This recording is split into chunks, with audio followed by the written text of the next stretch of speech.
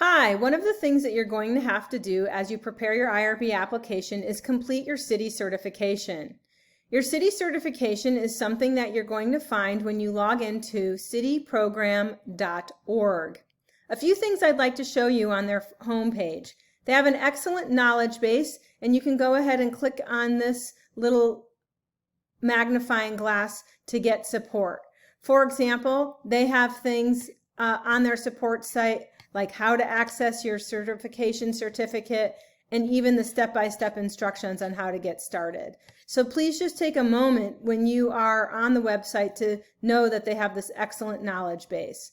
What's going to happen is you're going to go ahead, and if you haven't started a CITI account, you'll go ahead and affiliate with Heritage University. You'll agree to the terms of privacy, and you'll say that you're an affiliate, just like you set up accounts for other things. And once that happens, you're going to go ahead and find that there's these different courses that you can take.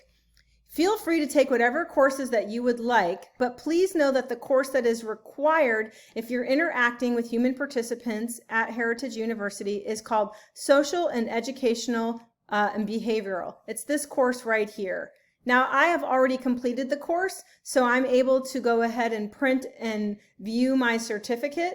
So you'll see if I click on that, it shows me when I took the course, how long the expiration date is for. If you haven't taken it, you're going to go ahead and it will say start now, and you'll start and you'll be able to go through the modules. The time it takes you to complete the course will vary depending upon your experiences, but I would say if you budget between 8 and 12 hours, that will be sufficient.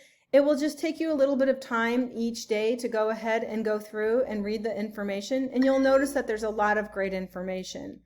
Please know that once you're done with your CITI courses, you're going to want to go ahead and get your completion certificate. Your completion certificate, as you can see, is right here. So you can either view and print. So if you click on view and print, just like this, it will pop up and it will say, okay, you can go ahead and save this, and it will be able to be submitted with your IRB application. There's no need to print hard copies. Everything will be submitted digitally. Thank you so much. Please, if you have any questions, email irb@heritage.edu.